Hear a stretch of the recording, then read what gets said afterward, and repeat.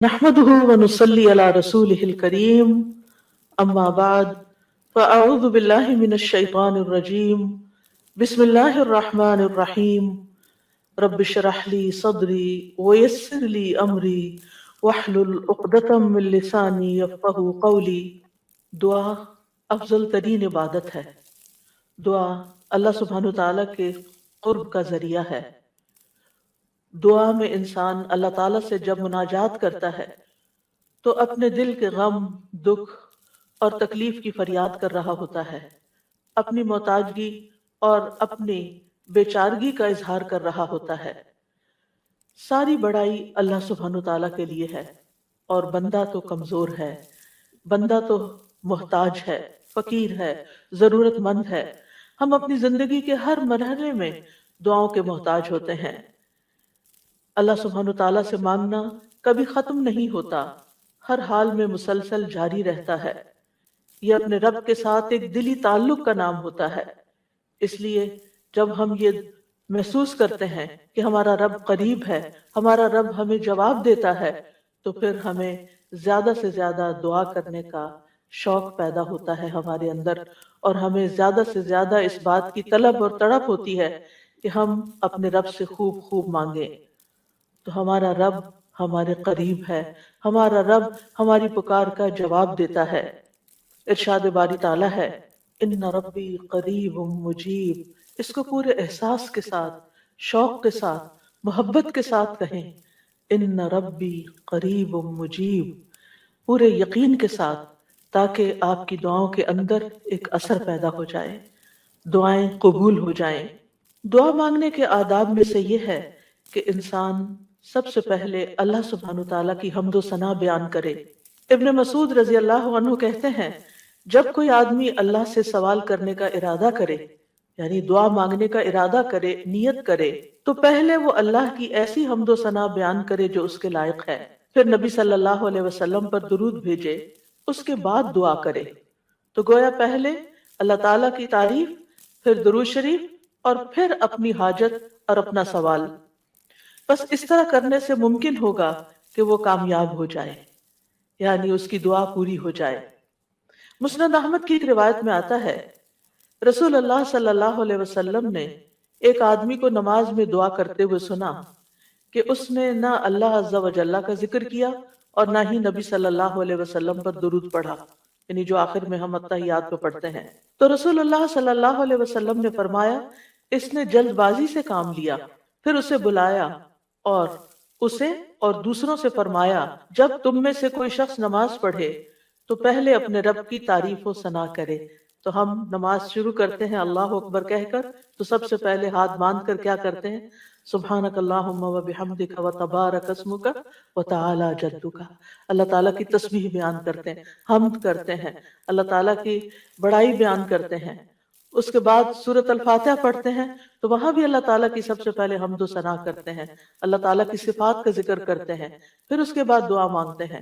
اسی طرح جب ہم نماز کا اختتام کر رہے ہوتے ہیں تو نماز کے اختتام پر بھی ہم اللہ تعالیٰ کی تعریف کے بعد پھر ہم درود شریف پڑھتے ہیں، اور نماز کے بالکل آخری حصے میں پھر جتنی چاہیں دعائیں مانگیں، پھر دعائیں قبول بھی ہوتی ہیں. تو یہ نماز کے اینڈ پر، یعنی پہلے حمد و ثنا، اللہ کا ذکر، تسبیحات، جیسے رکوع میں تسبیح، اور پھر رکوع سے اٹھتے ہوئے اللہ تعالیٰ کی تعریف، اور پھر مختلف یعنی ارکان ادا کرتے ہوئے بار بار اللہ اکبر کا کہنا، اور پھر اس کے بعد یہ کہ جب سارے کام پورے ہو جاتے ہیں تو پھر اللہ تعالیٰ سے مانگا جاتا ہے کہ اللہ تعالیٰ تو ہمیں عطا کر. تو جس نے پہلے اپنے رب کی تعریف کی، پھر نبی صلی اللہ علیہ وسلم پر درود پڑھا، اور پھر اس کے بعد دعا کی، تو اس کی دعا قبول ہوگی. جہاں تک اللہ سبحانہ تعالیٰ کی تعریف کا، حمد و ثنا کا تعلق ہے، تو اس میں ہم قرآن مجید کی طرف اگر رجوع کریں تو سب سے بہترین ثنا اور دعا اور اللہ تعالیٰ کی تعریف کا آغاز سورۃ الفاتحہ سے ہوتا ہے. الحمد للہ رب العالمین الرحمن الرحیم مالک یوم الدین ایاک نعبد و ایاک نستعین اہدنا الصراط المستقیم صراط الذین انعمت علیہم غیر المغضوب علیہم ولا الضالین. सूरत अल-फातिहा अल्लाह ताला की हम्द व सना पर मुश्तमिल सूरत है। रसूल अल्लाह सल्लल्लाहु अलैहि वसल्लम ने फरमाया, अल्लाह ताला फरमाते हैं, और ये हदीस कुदसी है, कि नमाज यानी सूरत अल-फातिहा मेरे और मेरे बंदे के दरमियान निस्फ निस्फ तकसीम कर दी गई है, और मेरे बंदे के लिए वो है जो वो मांगे। जब बंदा अल्हम्दुलिल्लाह रब्बिल आलमीन कहता है तो अल्लाह ताला फरमाते हैं, मेरे बंदे ने मेरी हम्द बयान की। तो गोया सूरत अल-फातिहा में सबसे पहले हम क्या करते हैं? कुरान मजीद के आगाज में अल्हम्दुलिल्लाह कहते हैं, तारीफ से बात शुरू करते हैं। फिर फरमाया, और जब वो अर्रहमान अर्रहीम कहता है तो अल्लाह ताला फरमाता है, मेरे बंदे ने मेरी सना की, यानी मेरी तारीफ बयान की। और जब वो मालिक यौमिद्दीन कहता है तो अल्लाह ताला फरमाते हैं, मेरे बंदे ने मेरी बुजुर्गी बयान की, या फरमाता है कि मेरे बंदे ने अपने काम मेरे सुपुर्द कर दिए। और जब वो इय्याका नअबुदु व इय्याका नस्तईन कहता है तो अल्लाह ताला फरमाता है, ये मेरे और मेरे बंदे के दरमियान है, और मेरे बंदे के लिए वो है जो उसने मांगा है। मेरे बंदे के लिए वो है जो उसने मांगा है। तो गोया कुरान मजीद की पहली सूरत में ही हमें मांगने का अदब सिखा दिया गया कि मांगने के लिए सबसे पहले अल्लाह ताला की हम्द व सना करो, अल्लाह ताला की तारीफ बयान करो। और फिर इय्याका नअबुदु ये दुआए इबादत है, व इय्याका नस्तईन दुआए मसअला है, जिसमें हम अल्लाह ताला से मदद चाहते हैं जिंदगी के तमाम कामों में। और फिर जब बंदा इहदिनस सिरातल मुस्तकीम आखिर तक कहता है तो अल्लाह ताला फरमाता है, ये मेरे बंदे के लिए है, और मेरे बंदे के लिए वो है जो उसने मांगा। और यहाँ एक और बात काबिल गौर है कि मांगने की चीजों में सबसे पहली चीज हिदायत है, रहनुमाई है। दीन के मामलात में भी, दुनिया के मामलात में भी हम हर कदम पर अल्लाह ताला की रहनुमाई के मोहताज हैं। हम बेहतरीन गाइडेंस वहीं से ले सकते हैं। और जब हम दिन की हर नमाज की हर रकत के अंदर अल्लाह ताला से हिदायत मांगते हैं और अल्लाह ताला हमारी दुआ कबूल करके हमारी रहनुमाई करते हैं, तो आप सोचिए कि जिंदगी का ये सफर कितना खूबसूरत हो सकता है, और फिर इसका इख्तिताम कितना खूबसूरत हो सकता है, और फिर इसका अंजाम कितना प्यारा हो सकता है। लिहाजा अल्लाह ताला से हम सब हिदायत मांगते रहें। और वैसे भी आप देखें कि सूरत अल-फातिहा पढ़ने के बाद जो दुआ की जाती है वो दुआ कबूल होती है, यानी ये कबूलियत दुआ की भी अलामत है। इब्न अब्बास कहते हैं कि इस दौरान के जिब्रील अलैहिस्सलाम नबी सल्लल्लाहु अलैहि वसल्लम के पास बैठे हुए थे कि अचानक उन्होंने ऊपर से एक आवाज सुनी, तो आपने अपना सर उठाया। जिब्रील अलैहिस्सलाम ने फरमाया कि ये आसमान का एक दरवाजा है जिसे सिर्फ आज के दिन खोला गया है, इससे पहले कभी नहीं खोला गया था। फिर उससे एक फरिश्ता उतरा, तो जिब्रील अलैहिस्सलाम ने फरमाया, ये फरिश्ता जो जमीन की तरफ उतरा है ये आज से पहले कभी नहीं उतरा। फिर उस फरिश्ते ने सलाम किया और कहा कि आपको दो नूरों की खुशखबरी है जो आपको दिए गए और आपसे पहले किसी नबी को नहीं दिए गए, एक सूरतुल फातिहा और दूसरी सूरतुल बकरा की आखिरी दो आयात। जब भी आप इन दोनों में से कोई भी दुआया जुमले पढ़ेंगे, यानी इहदिनस सिरातुल मुस्तकीम और वहां पर आमन रसूल के आखिर में जो दुआएं आती हैं, तो आपको मांगी हुई चीज जरूर अता कर दी जाएगी। तो इसलिए सूरत अल-फातिहा पढ़ के भी आप दुआ शुरू कर सकते हैं, और इसी तरह आमन रसूल जब पढ़ें उस वक्त की दुआएं भी तवज्जो से, और उसके साथ मजीद दुआएं भी। यानी ये दुआ तो हम मांगेंगे ही, इहदिनस सिरातुल मुस्तकीम। और फिर आप देखिए, जब हम परेशान होते हैं, हम फिक्रमंद होते हैं, हम बीमार होते हैं, तो उस मौके पर भी हमें रहनुमाई की ही जरूरत होती है कि अब इस मसले के हल के लिए, इस बीमारी के इलाज के लिए, इस मुश्किल से निकलने के लिए हम क्या करें। फिर अल्लाह ताला रास्ता दिखा देता है और हम उस रास्ते को इख्तियार करते हैं और उस मुश्किल से बाहर आ जाते हैं। तो इसलिए इंसान को इन दोनों चीजों पर पूरा एतमाद होना चाहिए। और फिर आप देखिए कि हम्द होती क्या है। हम्द असल में अल्लाह ताला की तारीफ के लिए लफ्ज इस्तेमाल हो रहा है यहाँ पर, यानी मोहब्बत और ताजीम के साथ अल्लाह ताला का कामिल वस्फ बयान करना, अल्लाह ताला की तारीफ बयान करना। क्योंकि अल्लाह ताला अपनी जात, अपनी सिफात, अपने अफआल, ये तीन लफ्ज याद रखिएगा, अपनी जात, اپنی صفات اور اپنے افعال یعنی کاموں میں کامل ہے، پرفیکٹ ہے. اس کے علاوہ کوئی اور ایسا نہیں کہ جس کے اندر کمال ہو. یہ کمال صرف اللہ تعالیٰ کے لیے ہے. اس لیے تعریف بھی اللہ ہی کی. وَلِلَّهِ الْحَمْدُ رَبِّ السَّمَاوَاتِ وَرَبِّ الْأَرْضِ رَبِّ الْعَالَمِينَ، کہ سب تعریف اللہ ہی کے لیے ہے جو آسمانوں کا رب ہے، زمین کا رب ہے اور سارے جہان والوں کا رب ہے. کیونکہ اسی نے سب کو پیدا کیا، زمین و آسمان اور جو کچھ ان کے بیچ میں ہے. اور پھر یہ کہ ہر نعمت جو ہمیں ملی اسی کی طرف سے. سب چیزوں کو پیدا کرنے والا خالق وہ، ہمارا بھی خالق وہ، اور پھر اس کے بعد ہمارا مالک بھی وہ، ہمارا رازق بھی وہ. جو کچھ بھی ہمارے پاس ہے، وَمَا بِكُم مِّن نِّعْمَةٍ فَمِنَ اللَّهِ، اسی کی طرف سے ہے. اس لیے سب تعریف بھی اسی کی. جب سب کچھ دیا اس نے تو پھر شکر بھی اسی کا ادا کرنا چاہیے. اور پھر آپ دیکھیے کہ ہدایت کا سبب جو کتاب اللہ ہے وہ بھی اللہ نے ہمیں دی، لہٰذا اس پر بھی اللہ تعالیٰ کی تعریف. تو اللہ تعالیٰ نہ صرف یہ کہ دنیا میں بلکہ آخرت میں بھی تعریف کا حقدار ہے. الحمد للہ الذی لہ ما فی السماوات وما فی الارض ولہ الحمد فی الآخرہ وہو الحکیم الخبیر. سب تعریف اللہ کے لیے ہے کہ جو کچھ آسمانوں میں ہے اور جو کچھ زمین میں ہے سب اسی کا ہے، اور آخرت میں بھی سب تعریف اسی کے لیے ہے. وہی کمال حکمت والا، ہر چیز کی خوب خبر رکھنے والا ہے. اور پھر اللہ تعالیٰ کی صفات کا جو ذکر ہے کہ کیوں نہ اس کی تعریف کی جائے، کیونکہ وہ تو مہربان ہے، رحمان اور رحیم ہے. اور اللہ تعالیٰ کی 100 رحمتیں ہیں جن میں سے صرف ایک اس دنیا کے لیے، باقی 99 آخرت کے لیے. اس لیے تعریف دنیا میں بھی اللہ کی اور آخرت میں بھی. اور پھر مالک یوم الدین بھی وہی ہے کہ جس دن ہمارے اعمال کا فیصلہ ہوگا. اس لیے تعریف اسی کی کہ اس نے یہ فیصلہ اپنے ہاتھ میں رکھا ہے، اور پھر ہم اسی کی عبادت کرتے ہیں. جس رب کی اتنی صفات ہوں پھر اس کی عبادت کیوں نہ کی جائے، اور اسی سے ہم مدد چاہتے ہیں اور سب سے پہلے ہدایت چاہتے ہیں، اور پھر انعام یافتہ لوگوں میں شامل ہونا چاہتے ہیں. ان لوگوں میں نہیں جن پر رب ناراض ہے، اور ان میں بھی نہیں کہ جو بھٹکے ہوئے لوگ ہیں. تو سورۃ الفاتحہ میں جہاں دعا کا ادب بیان ہو رہا ہے وہاں اللہ تعالیٰ کی صفات کا بھی ذکر ہے، کیونکہ فَلِلَّهِ الْأَسْمَاءُ الْحُسْنَى فَادْعُوهُ بِهَا. سب اچھے اچھے نام اللہ کے ہیں، لہٰذا ان ناموں کے ساتھ اس کو پکارو، یعنی اس کی صفات بیان کر کے، اس کی تعریف کر کے اس کو پکارو. نبی صلی اللہ علیہ وسلم جب صبح کے وقت اٹھتے تھے اور تہجد کی نماز شروع کرتے تھے تو اس وقت سب جو ہاتھ باندھ کر دعا پڑھتے تھے، یعنی اذا قام من اللیل یتہجد قال، اس وقت کیا پڑھتے؟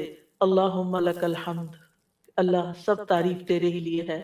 انت قیم السماوات والارض ومن فیہن ولک الحمد لک ملک السماوات والارض ومن فیہن ولک الحمد انت نور السماوات والارض ولک الحمد انت الحق ووعدک الحق ولقاؤک حق وقولک حق والجنت حق والنار حق والنبیون حق ومحمد صلی اللہ علیہ وسلم حق والساعۃ حق. اس کے بعد دعا کرتے اللہم لک اسلمت وبک آمنت وعلیک توکلت وإلیک انبت وإلیک خاصمت وإلیک حاکمت فاغفر لی ما قدمت وما اخرت وما اسررت وما اعلنت انت المقدم وانت المؤخر لا الہ الا انت. یہ تھا آپ کی دعا مانگنے کا انداز. کتنی زیادہ پہلے اللہ تعالیٰ کی تعریف کی اور پھر اس کے بعد اپنا آپ اللہ تعالیٰ کے سپرد کیا، اور آخر میں جو سب سے زیادہ یعنی معصوم عن الخطا ہے نبی صلی اللہ علیہ وسلم، جن کی کوئی غلطیاں ہی نہیں، کوئی گناہ ہی نہیں، وہ کیا مانگ رہے ہیں؟ ایک چیز مانگ رہے ہیں، کیا؟ فاغفر لی ما قدمت وما اخرت وما اسررت وما اعلنت. اللہ تو مجھے بخش دے، میرے اگلے پچھلے پوشیدہ اور ظاہری گناہوں کو معاف کر دے. تو ہی پہلے تھا اور تو ہی آخر میں ہوگا، تیرے سوا کوئی معبود نہیں. نبی صلی اللہ علیہ وسلم کے تہجد کے وقت کی اس دعا سے ہمارے لیے سیکھنے کی کیا بات ہے کہ دعا کا ایک بڑا حصہ کس پر مبنی ہونا چاہیے؟ اللہ تعالیٰ کی تعریف پر مبنی ہونا چاہیے. لیکن ہم نے کبھی یہ دعا کا سلیقہ سیکھا ہی نہیں. اللہ تعالیٰ کی یہ تعریف کبھی اس طرح کی ہی نہیں. ہمیں صرف اپنا آپ ہی یاد رہتا ہے، صرف اپنے مسائل یاد رہتے ہیں، صرف اپنی پریشانیوں کا ذکر رہتا ہے. اللہ تعالیٰ کی حمد و ثنا ہم بھولے رہتے ہیں. اور پھر یہ کہ اللہ سبحانہ وتعالیٰ کی حمد و ثنا کا حق ادا نہیں ہو سکتا جتنی بھی ہم کریں. اس لیے جو اللہ کے پیارے بندے ہوتے ہیں وہ اللہ تعالیٰ کی حمد و ثنا میں زیادہ وقت لگاتے ہیں.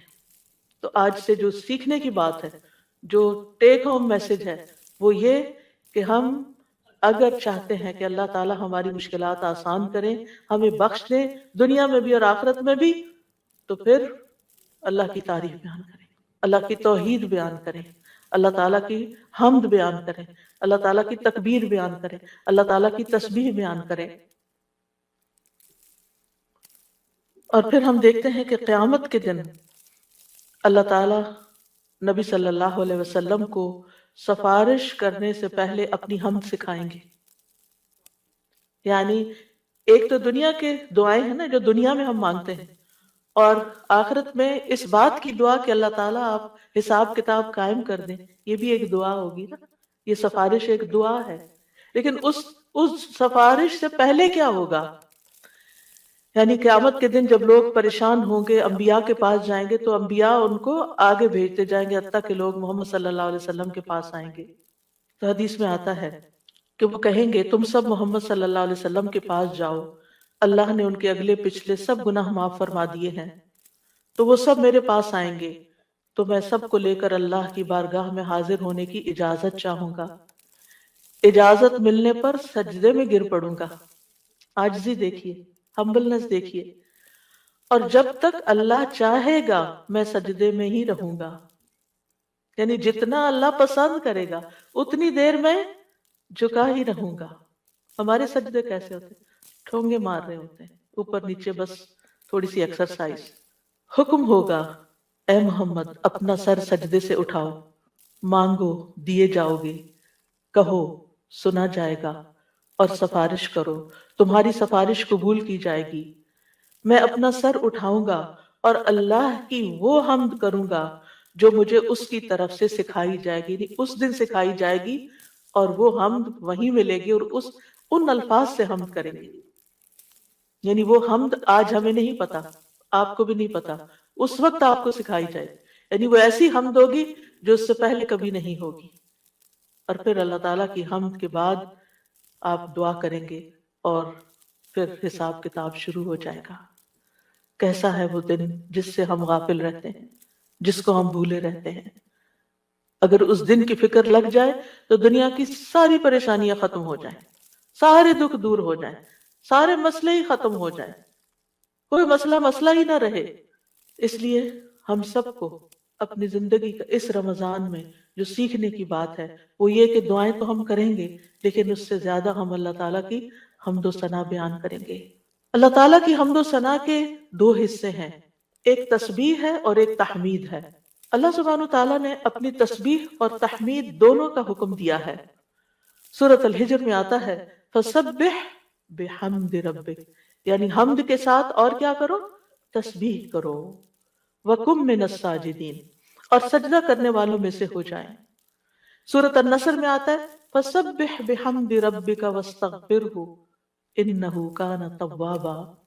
آپ اپنے رب کی حمد کے ساتھ اس کی تسبیح کیجئے اور اس سے بخشش طلب کیجئے، یقیناً وہ بڑا توبہ قبول کرنے والا ہے.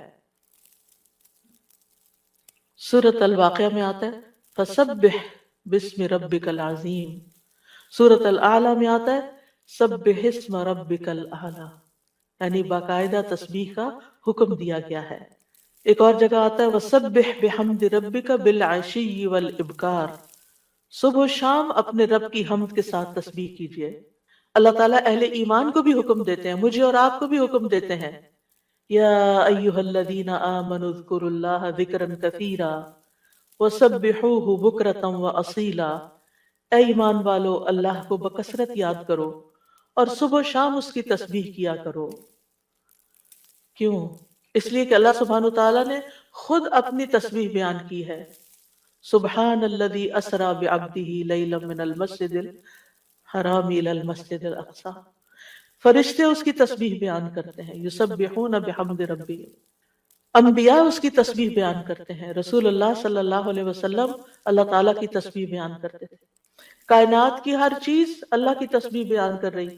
وَإِن مِّن شَيْءٍ إِلَّا يُسَبِّحُ بِحَمْدِهِ وَلَٰكِن لَّا تَفْقَهُونَ تَسْبِيحَهُم، یہ زمین جس پر ہم بیٹھے ہیں یہ بھی اللہ کی تسبیح کرتی ہے، یہ آسمان جس کو ہم دیکھتے ہیں وہ بھی اللہ کی تسبیح کرتا ہے، ایک ایک ذرہ اللہ کی تسبیح کر رہا ہے، ایک ایک ذرہ، الیکٹرونز اور پروٹونز بھی اللہ کی تسبیح کر رہے ہیں، ہر چیز اللہ کی تسبیح میں ہے، اور اہل ایمان بھی اللہ کی تسبیح کرتے ہیں۔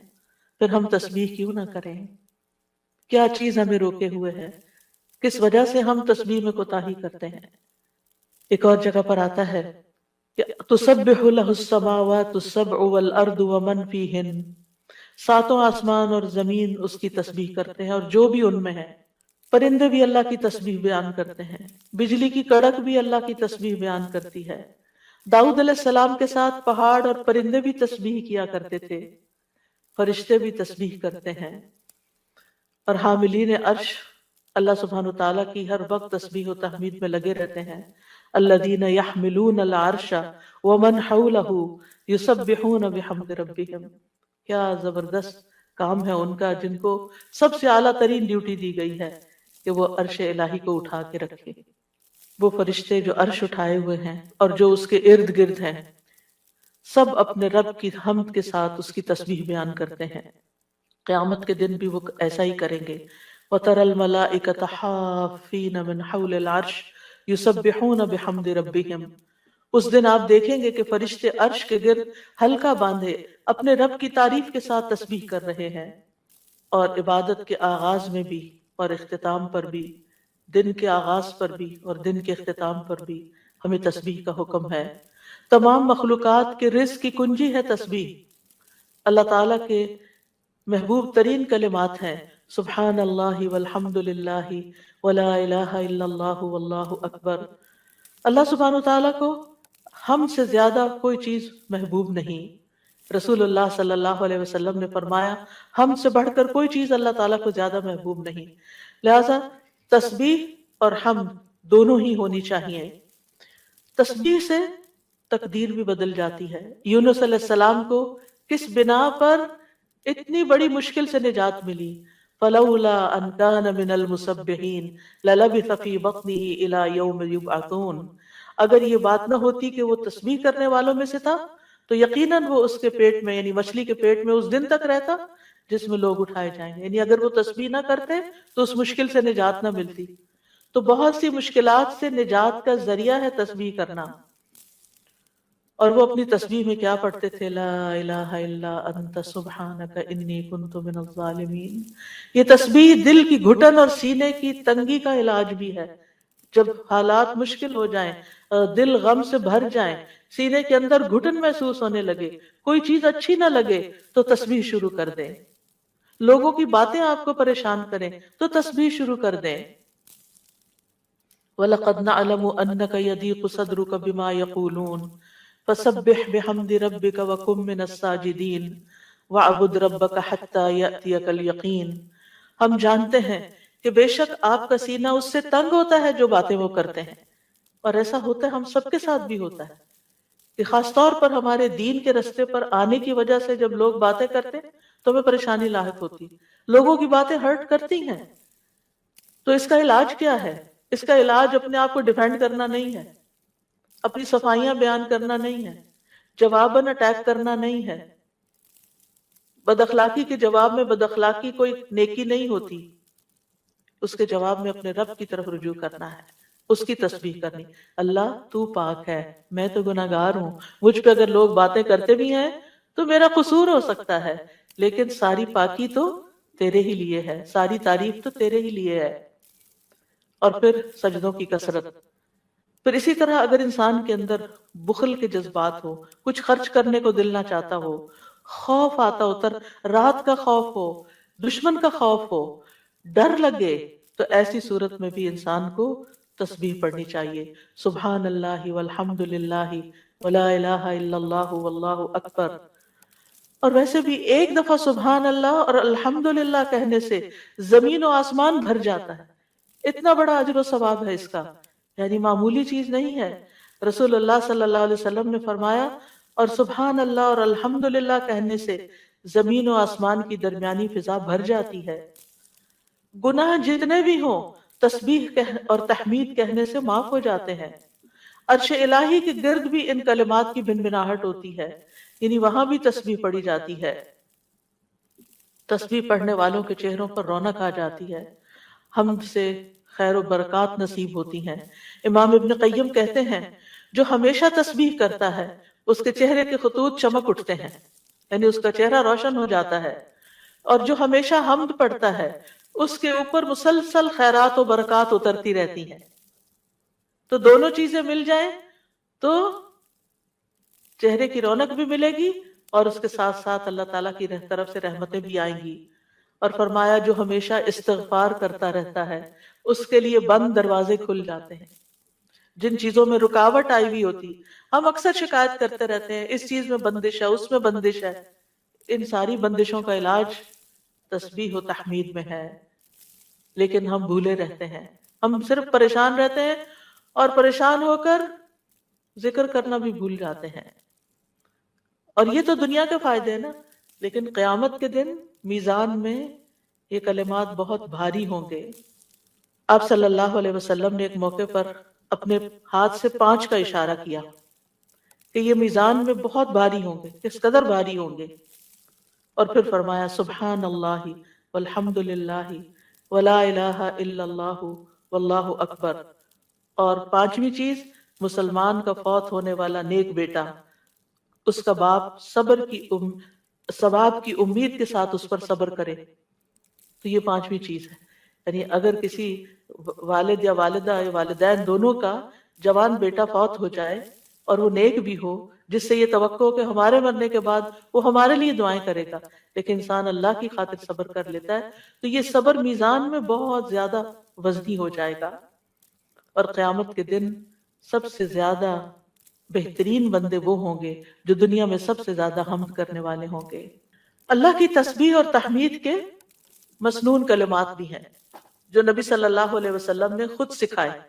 آپ صرف اتنا بھی پڑھ سکتے ہیں، سبحان اللہ سبحان اللہ سبحان اللہ۔ آپ نے دیکھا ہوگا کچھ لوگوں کی گفتگو کا تکیہ کلام ہوتا ہے سبحان اللہ، ہر دوسری بات میں وہ سبحان اللہ کہہ رہے ہوتے ہیں۔ اور خاص طور پر سبحان اللہ سورج طلوع ہونے اور غروب ہونے سے پہلے 100 بار پڑھا جائے تو یہ 100 اونٹوں سے زیادہ بہتر ہے۔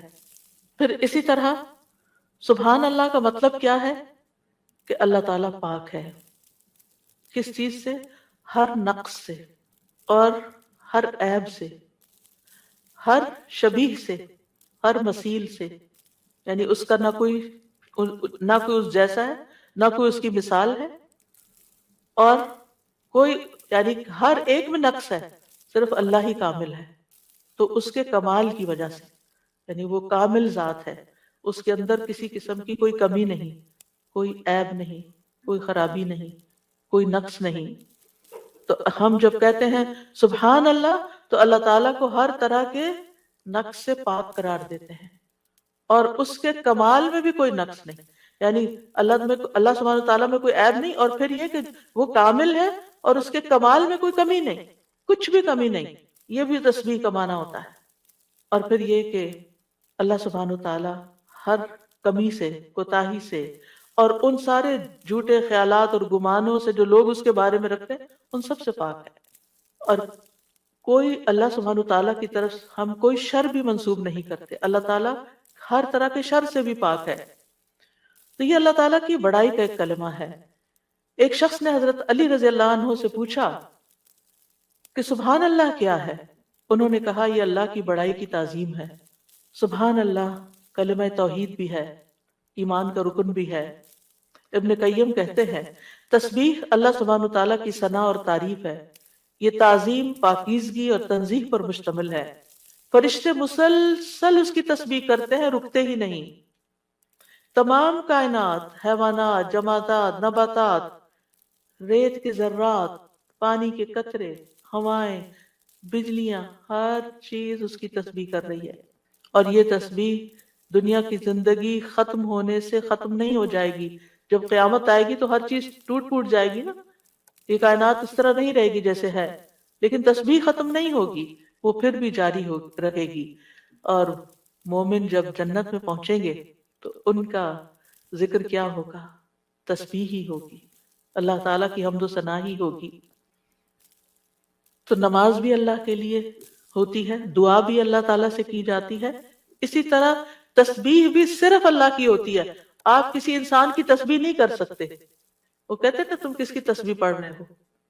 کسی کی بھی نہیں پڑھنی چاہیے، کیونکہ کوئی پاک ہے ہی نہیں. ہم سب خطا کار ہیں، ہم سب سے غلطیاں ہوتی ہیں.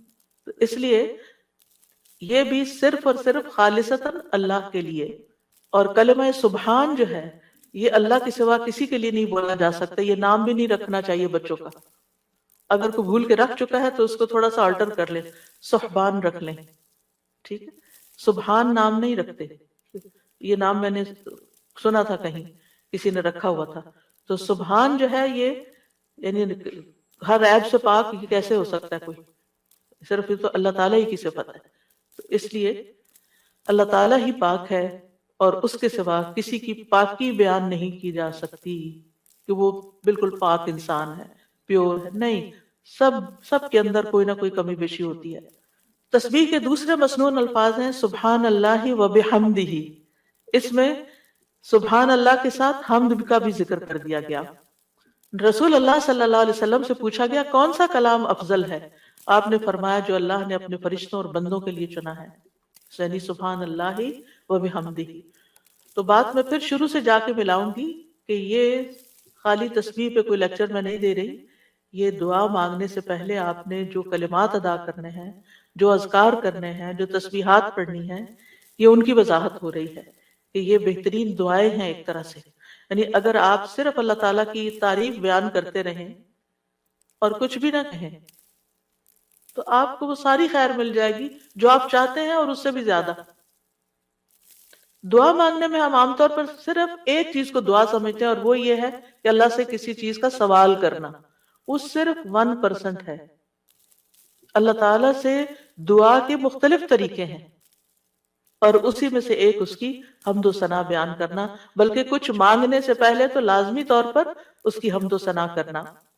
تو سبحان اللہ کہنا جو ہے یہ توحید کی انتہا ہے کہ اللہ تعالیٰ کو ان عیوب سے پاک قرار دینا جو اس کے شان کے لائق نہیں. اور پھر یہ کہ کوئی بھی چیز جو اللہ تعالیٰ کی عظمت کے خلاف ہے، کوئی بات، کوئی کام، کوئی اشارہ، کوئی چیز، ان سب کو بھی نگیٹ کرنا. اب اس میں آپ دیکھیں کہ ہم ایک طرف سبحان اللہ کہتے ہیں کہ اللہ تعالیٰ ہر عیب سے پاک ہے، دوسری طرف کہتے ہیں وَبِحَمْدِهِ اور اس کی تعریف بیان کرتا ہوں. یعنی ایک میں ہم نگیٹ کرتے ہیں ہر برائی کو، اس سے ہر عیب کو، اور دوسرے میں ہم اس کی صفات بیان کرتے ہیں، اس کی تعریف کرتے ہیں. تو تعریف مکمل ہی تب ہوتی ہے جب آپ تسبیح بھی کریں اور حمد بھی کریں. تو سبحان اللہ کو الحمدللہ کے ساتھ ملا کر پڑھنے کی فضیلت زیادہ ہے. یعنی ویسے تو آپ صرف تسبیح سبحان اللہ سبحان اللہ سبحان اللہ بھی کہہ سکتے ہیں، لیکن یہ آدھی بات ہے. لیکن جب آپ کہتے ہیں سبحان اللہ و بحمدہ تو ابن تیمیہ کہتے ہیں کہ تسبیح تحمید کا ساتھی ہے، یہ ساتھ ہی آنی چاہیے، یعنی تعریف بھی ساتھ ہونی چاہیے. تیسرا ورژن ہے سبحان اللہ و بحمدہ سبحان اللہ العظیم. پاک ہے اللہ اپنی حمد کے ساتھ، پاک ہے اللہ جو بہت عظمت والا ہے. رسول اللہ صلی اللہ علیہ وسلم نے فرمایا 2 کلمے ایسے ہیں جو زبان پر ہلکے ہیں، میزان میں بہت بھاری ہیں اور رحمان کو بہت محبوب ہیں، اور وہ ہیں سبحان اللہ و بحمدہ سبحان اللہ العظیم. اور اس میں بھی ہم دیکھتے ہیں کہ اللہ تعالیٰ کی پاکی بھی بیان ہو رہی ہے، تعریف بھی ہو رہی ہے، اور اس کی عظمت کا بھی بیان ہے. یہاں ایک اور چیز کا اضافہ ہو گیا، یعنی وہ اتنا عظیم ہے کہ ہماری عقل اس تک پہنچ ہی نہیں سکتی، ہم اس کی عظمت کا احاطہ ہی نہیں کر سکتے. ابن جریر کہتے ہیں العظیم سے مراد وہ ہستی ہے جس کی مخلوق تعظیم بجا لاتی ہے، اس سے ہیبت رکھتی ہے، اس سے ڈرتی ہے.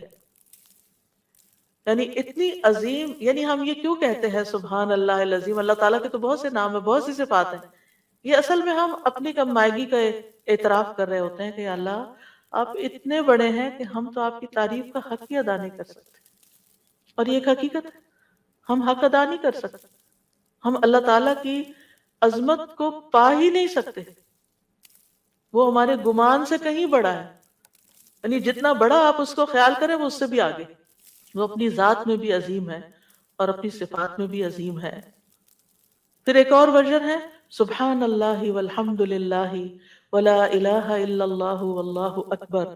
اللہ پاک ہے، اسی کی تعریف ہے، اس کے علاوہ کوئی معبود نہیں ہے اور اللہ سب سے بڑا ہے. نبی صلی اللہ علیہ وسلم نے فرمایا جب تم سبحان اللہ کہو گے تو اللہ تعالیٰ کہے گا تم نے سچ کہا. جب تم الحمدللہ کہو گے تو اللہ تعالیٰ فرمائے گا تم نے سچ کہا. جب تم لا الہ الا اللہ کہو گے تو اللہ تعالیٰ فرمائے گا تم نے سچ کہا. جب تم اللہ اکبر کہو گے تو اللہ تعالیٰ فرمائے گا تم نے سچ کہا. لیکن ہم نے کبھی آج تک سوچا کہ ہم جو کہہ رہے ہیں اللہ تعالیٰ کیا جواب دے رہے ہیں؟ سبحان اللہ والحمد للہ ولا الہ الا اللہ واللہ اکبر. یعنی ایک طرف ہم اللہ تعالیٰ کو پاک قرار دیتے ہیں، پھر اس کی تعریف بیان کرتے ہیں اس کی تمام صفات کمال و جمال کے ساتھ. پھر اللہ تعالیٰ کی توحید بیان کرتے ہیں لا الہ الا اللہ کہہ کر، اور پھر اللہ اکبر کہہ کر کیا کہتے ہیں کہ اللہ تعالیٰ سب سے بڑا معبود ہے، سب سے بڑا ہے. یعنی سب سے بڑے کا کیا مطلب ہے؟ جن بھی چیزوں سے ہم امپریس ہو جاتے ہیں، جن کی بڑائی اور ہیبت ہمارے دل میں آ جاتی ہے، جن کے بارے میں ہمارا یہ عقیدہ یہ خیال بن جاتا ہے کہ یہ بڑی چیز ہے، اللہ ان سب سے بڑا ہے. یعنی اللہ کے مقابلے میں یا اللہ سے بڑھ کر کسی اور کی بڑائی ہے ہی نہیں، اور ہمارے دل میں بھی نہیں ہونی چاہیے، وہ نکل جانی چاہیے. جب ہم اللہ اکبر کہتے ہیں تو ہمیں واقعی اس کو اللہ کو بڑا مانتے ہوئے کہنا چاہیے، صرف زبان سے الفاظ نہیں دہرانے. یعنی بعض اوقات ہم کسی کے پاس بہت دولت دیکھتے ہیں یا سنتے ہیں کہ اچھا اتنا. ایسے ہی کسی کے بارے میں وہ گزرتے گزرتے میں نے دیکھا کہ ان کے پاس فلاں چیز 500 کروڑ کی ہے. ان کا اچھا، اب کتنے ہی لوگ ہوں گے کہ جو دیکھ دیکھ کے واو کر رہے ہوں گے کہ 500 کروڑ، اوئے ہوئے ہوئے. ایسی یہ انسان کی کمزوری ہے. اپنے جیسے انسانوں کے پاس اگر کوئی چیز دیکھتا ہے، اگر آپ کہیں کہ فلاں کے پاس ایک گھر بھرا ہوا سونے کا ہے، ان کا اچھا، ہم دوسروں کے مال و دولت سے امپریس ہو جاتے ہیں. پھر اسی طرح ہم کسی کے علم، کسی کی ڈگریاں، اس کے پاس 4 PhD سے، اچھا ہم متاثر ہو جاتے ہیں. فلاں اتنا بڑا، فلاں یونیورسٹی کا پروفیسر ہے، فلاں سائنٹسٹ ہے، فلاں شاعر ہے، فلاں ڈاکٹر ہے. یہ ساری چیزیں ہم جب اپنی عام کسی بھی مجلس میں بیٹھ کے آپ لوگوں کی گفتگو کو دیکھیں کہ وہ لوگوں کی بڑائی سے ان کے دل کتنے بھرے ہوئے ہوتے ہیں اور ان کی باتوں کو کتنے غور سے سنتے ہیں. پھر کیا ہم واقعی اللہ تعالیٰ کو بھی ایسی اہمیت دیتے ہیں؟ اور اسی عظمت کے احساس کے ساتھ ہم اللہ تعالیٰ کی تعریف کر رہے ہوتے ہیں، یہ صرف الفاظ دہرا رہے ہوتے ہیں. تو اللہ سبحانہ و تعالیٰ سب عقل رکھنے والوں سے بڑی عقل رکھتا ہے، سب حکمت والوں سے بڑا حکیم ہے، سب رزق رکھنے والوں سے بڑا رازق ہے، غنی ہے، القدیر ہے، العزیز ہے، الرحیم ہے. پھر ایک اور ورژن ہے تسبیح کا سبحان اللہ و بحمدہ استغفر اللہ و اتوب الیہ. میرے خیال ہے ایک ہمارا کارڈ بھی ہے تسبیحات کا، اویلیبل ہے الحمدللہ. اچھا پیچھے موجود ہے، تو آپ یہ کارڈ ضرور لے لیجئے، اور اس کارڈ سے کم از کم یہ سارے ورژنز آپ کو انشاءاللہ مل جائیں گے کہ مختلف الفاظ میں ہم اللہ تعالیٰ کی تسبیح کرتے رہیں جو ہمیں رسول اللہ صلی اللہ علیہ وسلم نے سکھائے ہیں. ہمیں وہ پتہ ہونے چاہیے. اگر ہمیں یاد نہیں، ہمیں سیکوینس نہیں معلوم، سیکوینس تو ہم نے خود ہی بنایا ہے، یعنی ہم پھر مس کر جاتے ہیں نا جب کوئی چیز رینڈملی پڑھ رہے ہوتے ہیں ادھر ادھر سے. لیکن جب ایک چیز آپ کے سامنے ہوگی تو اس کو بھی اس طرح نہیں پڑھنا کہ بس ایک پنسورے کی طرح بس آپ اس کو ایک وظیفے کی کتاب بنا لیں. اس کو بھی ٹھہر ٹھہر کے پڑھنا ہے، محسوس کر کر کے پڑھنا ہے کہ اللہ واقعی بڑا ہے. تو 5واں جو ورژن ہے وہ ہے سبحان اللہ و بحمدہ استغفر اللہ و اتوب الیہ. میں اللہ کی پاکیزگی بیان کرتا ہوں، اس کی حمد کے ساتھ میں اللہ سے بخشش کا طلبگار ہوں اور اسی کی طرف رجوع کرتا ہوں۔ حضرت عائشہ کہتی ہیں کہ رسول اللہ صلی اللہ علیہ وسلم کثرت سے یہ فرمایا کرتے تھے، سبحان اللہ و بحمدہ استغفر اللہ و اتوب الیہ۔ حضرت عائشہ کہتی ہے میں نے پوچھا، اے اللہ کے رسول میں آپ کو دیکھتی ہوں آپ بکثرت یہ پڑھتے رہتے ہیں، تو آپ نے فرمایا میرے رب نے مجھے خبر دی ہے کہ میں جلد ہی اپنی امت میں ایک نشانی دیکھوں گا، اور جب میں اس کو دیکھ لوں تو بکثرت کہوں، یعنی اللہ تعالیٰ کی طرف سے مجھے حکم ملا ہے، وہ نشانی میں دیکھ چکا ہوں۔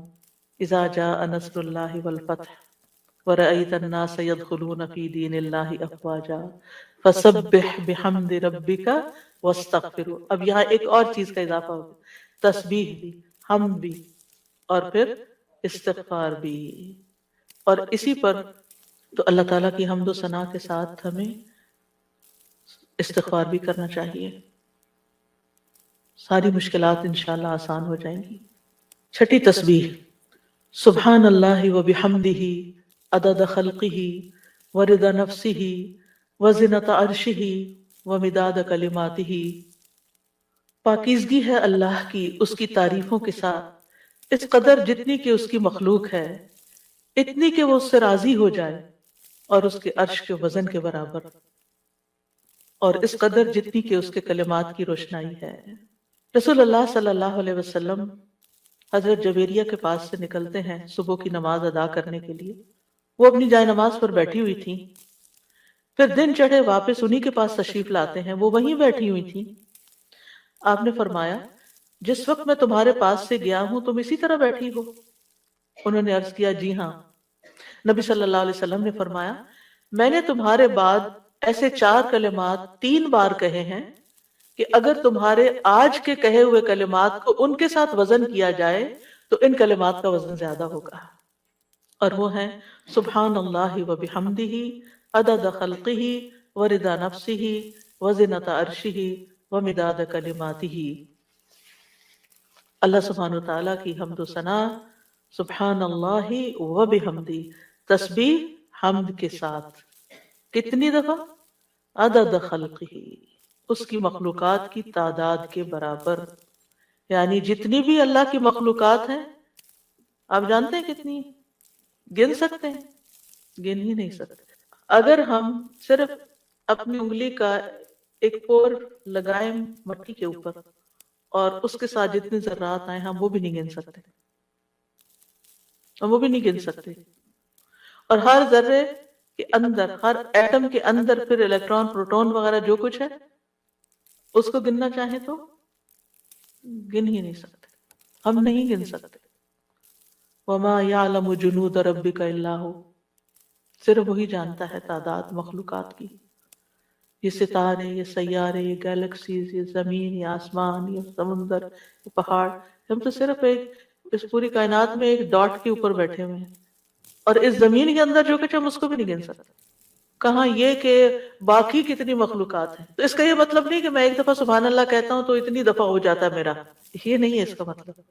اس کا مطلب یہ ہے کہ اللہ سبحانہ وتعالیٰ کی اتنی زیادہ تعریف ہے، وہ اتنی تعریف کے لائق ہے، یعنی وہ اتنی تعریف ڈیزرو کرتا ہے جتنی مخلوقات کی تعداد ہے۔ اور آپ کو معلوم ہے وَإِن مِّن شَيْءٍ إِلَّا يُسَبِّحُ بِحَمْدِهِ، کوئی چیز ایسی نہیں جو اس کی تسبیح نہ کر رہی ہو۔ تو سبحان اللہ و بحمدہ عدد خلقہ، یعنی ان ساری مخلوقات کے ساتھ میں بھی شریک ہو رہا ہوں جو اللہ کی تسبیح میں لگی، ایک ایک ذرہ اللہ کی تسبیح کر رہا ہے۔ تو اس کے لیے تو نہ کوئی کاؤنٹ ہے، نہ نمبر ہے، گن ہی نہیں سکتے۔ ہمارے پاس کوئی تسبیح ایسی، ہم 100 دانوں کی تسبیح لے کے خوش ہو جاتے ہیں، ہم تسبیح کر رہے ہیں۔ ایک 100 دفعہ پڑھ لینا، کوئی 100 دفعہ پڑھ لیا، اپنے آپ کو ہی تسلی دے دیتے ہیں۔ تو آپ دیکھیں کتنی مخلوق، اس کو کیا پرواہ ہماری 100 دفعہ کی، اگر ہم خلوص کے ساتھ نہیں پڑھتے۔ اس کی تو پوری کائنات اور کائنات کی ہر چیز۔ آپ ذرا باہر نکلیں آج اور جب ڈرائیو کر کے جا رہے ہوں تو دائیں بائیں درختوں کو دیکھیں، پتوں کو دیکھیں، چڑیوں کو دیکھیں۔ آج صبح اتفاق سے پھر سنو پڑنے لگی تو میں ونڈو سے جب دیکھنے لگی تو پہلا خیال مجھے یہ آیا، یا اللہ، اچھی خاصی پڑھ رہی تھی، اتنے فلیک یعنی اس کے فلیکس ہیں، یہ سارے تسبیح کرتے ہوئے گر رہے ہیں، سجدے میں پڑھ رہے ہیں، سجدے میں پڑھ رہے ہیں۔ حکم مانتے چلے جا رہے مانتے، اور جب تک اللہ کا حکم ہوگا برسیں گے، اور پھر جب ختم ہو جائے گا بس ختم ہو جائیں گے، اور تھوڑی دیر کے بعد ان کا وجود بھی ختم ہو گیا. ان کی یعنی انہوں نے اپنے حصے کی تسبیح کر لی. جتنی دیر میں پیدا ہوئے تھے، جتنی دیر میں ختم ہوئے، اپنی تسبیح کرتے کرتے گئے، آغاز سے انتہا تک. بارش کے قطرے، ہوائیں، اڑتے پتے، یعنی کوئی انتہا ہی نہیں. یہ تو بہت معمولی مثال ہے، اگر انسان غور کرنا شروع کرے تو کوئی اس کی انتہا نہیں. عدد خلقہ، دل بھر کے کہا کریں عدد خلقہ، اور اپنے امیجنیشن کو بڑھائیں. پھر آپ دیکھیں گے کہ آپ کے اندر اللہ کی محبت کیسی آئے گی. تو جس کی تسبیح، جس کی تعریف اتنی کائنات کر رہی، اگر میں نے کوتاہی کی تو سراسر میرا ہی نقصان ہے، اس کا کچھ نہیں بگڑے گا. اس کو پرواہ ہی نہیں ہے میں کرتی ہوں یا نہیں، اس کو نہیں پرواہ. ہاں اگر میں دل سے کرتی ہوں اور محبت سے کرتی ہوں تو وہ بڑا ہی قدردان ہے. پھر اس کے بعد، اور اس میں آپ دیکھیں کہ مخلوقات کی صرف ایک قسم مراد نہیں ہے، جن، انسان، فرشتے، چھوٹے بڑے، جانور، حیوان، پرند چرند، سب کے سب. پھر اس کے بعد وردا نفسی ہی، اور اس کی نفس کی رضا کے مطابق، یعنی جس سے وہ راضی ہو جائے، جتنی اس کے نفس کی رضا ہے، جتنی اللہ تعالیٰ اپنی ذات کے لیے تسبیح کو پسند کرتا ہے. یعنی میرے پاس تو الفاظ ہی نہیں، کیونکہ اللہ کی رضا کیا ہے؟ وَرِضْوَانُ اللَّهِ اکبر، سب سے بڑی چیز ہے اللہ کی رضا. یا انسانیوں کہ میں اللہ کی تسبیح کر رہی ہوں حتیٰ کہ وہ راضی ہو جائے، اور پھر اس کے بعد بھی تسبیح کر رہی ہوں، اس کے بعد بھی حمد ہے، وہ مجھ سے راضی بھی ہو جائے پھر بھی میں مزید کروں گی. یہ نہیں کہ میرا ایم یہ ہے کہ بس اللہ کو راضی کرنا ہے اور راضی ہو گیا بس میرا کام ختم. نہیں، اس سے زیادہ، اس سے آگے. وزنت عرشہ، اس کے عرش کے وزن کے برابر. یعنی میں اتنی حمد اور تسبیح بیان کر رہی ہوں جتنا عرش کا وزن ہے. عرش ساری مخلوقات میں سے سب سے بڑی چیز ہے. وَهُوَ رَبُّ الْعَرْشِ الْعَظِيمِ. ابو درداء کہتے ہیں نبی صلی اللہ علیہ وسلم نے فرمایا، ابو ذر کہتے ہیں نبی صلی اللہ علیہ وسلم نے فرمایا، اے ابو ذر، کرسی کے مقابلے میں 7 آسمان اس طرح ہے جیسے بیابان زمین میں کوئی چھلا پڑا ہوا ہو. پھر کرسی کے مقابلے میں عرش کا حجم اتنا ہے جیسے اس چھلے کے مقابلے میں بیابان کا وجود ہے. سبحان اللہ. اگر کرسی جو وسع کرسی السماوات والارض ہے، اس کی حیثیت اتنی ہے عرش کے سامنے جیسے زمین و آسمان کی کرسی کے سامنے، تو پھر عرش کتنا بڑا ہوگا. اور آپ کو معلوم ہے کہ اس کی مقدار کو اللہ کے سوا کوئی نہیں جانتا. تمام مخلوقات سے اونچا ہے وہ. یعنی مخلوقات کے بعد جو ہے وہ پانی ہے، آسمان ہے، اور آسمان کے بعد پانی، اور پانی کے بعد اوپر اللہ سبحانہ وتعالیٰ کا عرش ہے. یعنی آسمان کے بعد جنت کے 100 درجے ہیں، اور ہر درجے کا درمیانی فاصلہ جو ہے وہ اتنا ہی ہے جیسے زمین اور آسمان کے بیچ کا فاصلہ. اور جنت الفردوس کی چھت اس کے اوپر عرش ہے.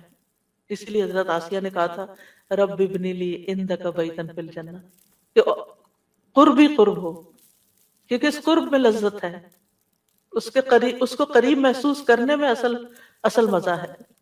اور حقیقت یہ ہے کہ اس دنیا میں سب سے زیادہ خوبصورت احساس، سب سے زیادہ لذت والی چیز رب کی معرفت ہے. یہ سب سے بڑی حقیقت ہے، سب سے بڑا ٹروتھ ہے. جو اپنے رب کو پا لیتا ہے اور اپنے رب کے قرب کو محسوس کر لیتا ہے، پھر اس کے سامنے دنیا کی ہر نعمت چھوٹی ہو جاتی ہے، ہر مسئلہ چھوٹا ہو جاتا ہے، کیونکہ اس نے پا لیا ہے جس کو پانا چاہیے تھا، جس کے لیے وہ بھیجا گیا تھا دنیا میں، اس نے اس کو پا لیا ہے. تو بہرحال اللہ تعالیٰ کے عرش کے وزن کے برابر اس کی حمد و ثنا. وَمِدَادَ كَلِمَاتِهِ، کلمات سے مراد اللہ کا وہ کلام ہے جس کے ساتھ اللہ نے اپنے رسولوں کے ساتھ کلام کیا، جو کتابوں کی شکل میں اتارا، جو اس کے لوح محفوظ میں ہے. یہ کلام، اس کی وسعت کیا ہے؟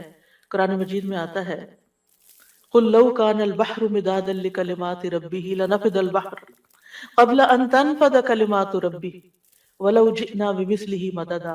کہہ دیجئے اگر سمندر میرے رب کی باتوں کے لیے سیاہی بن جائے تو یقیناً سمندر ختم ہو جائے گا اس سے پہلے کہ میرے رب کی باتیں ختم ہوں، اگرچہ ہم اس کے برابر اور سیاہی لے آئے.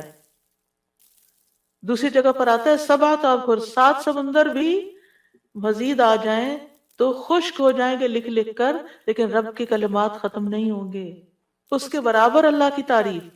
اور یہاں پر ایک طرح سے بطور مبالغہ سب چیزوں کی مثال دی گئی ہے، ورنہ اللہ کی تعریف تو اس سے بھی زیادہ، اس کا تو کوئی شمار ہی نہیں کر سکتا۔ پھر ہم اپنی ساری زندگی میں کتنی تسبیح کر رہے ہیں، کیا کر لیا ہم نے؟ کچھ بہت بڑا مارکہ مان لیا۔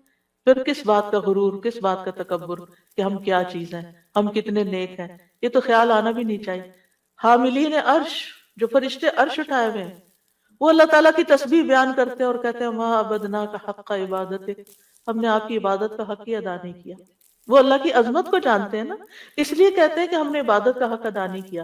ہم اللہ تعالیٰ کی عظمت کو نہیں جانتے، ہم اللہ کی معرفت نہیں رکھتے، لہٰذا ہم بڑی تسلی میں ہیں کہ ہم نے تو عبادت کر لی، ہم تو ساری نیکیاں کر لیں، یہ بھی کر لیا، یہ بھی کر لیا، یہ بھی خانے پورے کر لیے۔ ساتویں حمد، اللہ اکبر کبیرہ والحمد للہ کثیرا وسبحان اللہ بکرۃ واصیلا۔ بہت ہی خوبصورت کلمات ہیں۔ اللہ سب سے بڑا ہے، بہت بڑا، اور تمام تعریف اللہ کے لیے ہے، بہت زیادہ، اور تسبیح اللہ ہی کے لیے ہے صبح اور شام۔ ابن عمر کہتے ہیں ہم رسول اللہ صلی اللہ علیہ وسلم کے ساتھ نماز پڑھ رہے تھے کہ لوگوں میں سے ایک آدمی نے کہا اللہ اکبر کبیرہ والحمد للہ کثیرا وسبحان اللہ بکرۃ واصیلا، تو رسول اللہ صلی اللہ علیہ وسلم نے فرمایا یہ اس طرح کے کلمات کہنے والا کون ہے؟ تو لوگوں کی جماعت میں سے ایک آدمی نے عرض کیا اللہ کے رسول میں ہوں۔ آپ نے فرمایا کہ مجھے تعجب ہوا کہ اس کے لیے آسمان کے دروازے کھول دیے گئے، یعنی ان کلمات کے لیے جو اس محبت اور شوق سے اس نے پڑھے۔ ابن عمر کہتے ہیں میں نے ان کلمات کو پھر کبھی بھی نہیں چھوڑا۔ افسوس کہ ہمیں زندگی میں بڑی دیر سے پتہ چلا ہے، اور جو ہم نے دعائیں رٹی ہوئی ہیں ان کو ہم آٹو پہ لگا کے شروع کر دیتے ہیں اور بھول جاتے ہیں کہ ہم بھی اللہ اکبر کہہ کے سب سے پہلے ہاتھ باندھ کر اللہ کی تکبیر بیان کریں۔ لیکن انشاءاللہ اگر کوشش جاری رہی تو عادت بھی ہو جائے گی۔ وہ کہتے ہیں جب سے میں نے رسول اللہ صلی اللہ علیہ وسلم سے یہ بات سنی کہ اس کے لیے آسمان کے دروازے کھول دیے گئے، میں نے اس کو چھوڑا ہی نہیں، اور ہم نے کبھی اس کو پڑھا ہی نہیں۔ علم ہونے اور نہ ہونے میں بہت بڑا فرق ہے۔ ہم 2-4 باتیں جان لیتے ہیں تو